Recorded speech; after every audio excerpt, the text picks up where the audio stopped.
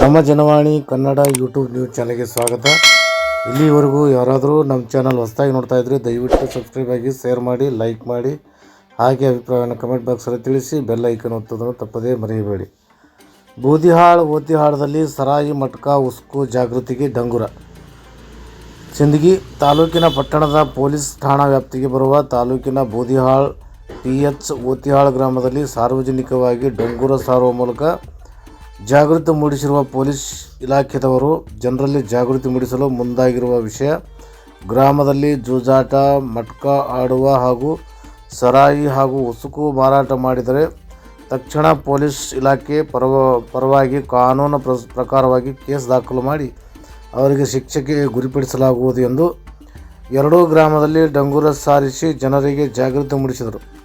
ಗ್ರಾಮದಲ್ಲಿ ನಡೆಯುತ್ತಿರುವ ಅಕ್ರಮ ಸರಾಯಿ ಮಾರಾಟ ಮಾಡುವವರ ವಿರುದ್ಧ ಹಾಗೂ ಮಟ್ಕಾ ಆಡಿಸುವವರ ಹಾಗೂ ಉಸುಕು ಸರಬರಾಜು ಮಾಡುವವರ ವಿರುದ್ಧ ಸರ್ಕಾರ ಸೂಕ್ತ ಕ್ರಮ ಜರುಗಿಸುತ್ತದೆ ಎಂದು ಡಂಗುರ ಸಾರಿಸಿ ಜನರಲ್ಲಿ ಜಾಗೃತಿ ಮೂಡಿಸಿದರು.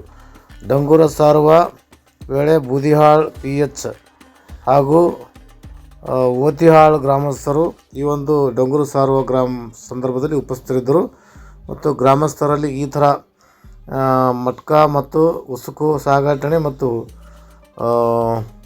ಈ ಥರ ಸರಾಯಿ ಕದ್ದು ಸರಾಯಿ ಮಾಡ್ತಕ್ಕಂಥ ಒಂದು ಪ್ರಕರಣಗಳಿವೆ. ಅಂಥ ಒಂದು ಕೆಲಸಗಳಿಗೆ ಕಾನೂನು ರೀತಿಯ ಕ್ರಮ ತೆಗೆದುಕೊಳ್ಳಲಾಗಿದೆ ಎಂದು ಪೊಲೀಸ್ ಇಲಾಖೆಯಿಂದ ಡಂಗುರ ಸಾರಿ ಜಾಗೃತಿ ಮೂಡಿಸಲಾಯಿತು. ಈ ಒಂದು ಸಂದರ್ಭದಲ್ಲಿ ಗ್ರಾಮಸ್ಥರಿಗೆ ಪ್ರತಿ ಓಣಿಯಲ್ಲಿ ಗ್ರಾಮದ ಡಂಗುರ ಸಾರುವವರಿಂದ ಗ್ರಾಮದಲ್ಲಿ ಜಾಗೃತಿ ಮೂಡಿಸುವಂಥ ಒಂದು ಕೆಲಸ ಪೊಲೀಸ್ ಇಲಾಖೆಯು ಮಾಡಿಸಿ ಜನರಲ್ಲಿ ಕಾನೂನು ಅರಿವು ಮೂಡಿಸುವಂಥ ಕೆಲಸ ಮಾಡಲಾಗಿದೆ. ಈ ಒಂದು ವರದಿಯನ್ನು ವಿನಯ್ ಕುಮಾರ್ ಅಗಸರ್, ತಾಲೂಕು ಸಿಂದಗಿ, ಜಿಲ್ಲೆ ವಿಜಯಪುರ ಅವರು ನಮ್ಮ Janavani Kannada YouTube news channel ಜೊತೆಗೆ ಹಂಚಿಕೊಂಡಿದ್ದಾರೆ. ಅವರಿಗೆ ಧನ್ಯವಾದಗಳು. ಹಿಡ್ಕೊಂಡೇನದ ಪೊಲೀಸ್ ಠಾಣದವರು ಒಯ್ದು ದರ್ಗಾ ಜೈಲಿಗೆ ಹಾಕ್ತಾರಪ್ಪ.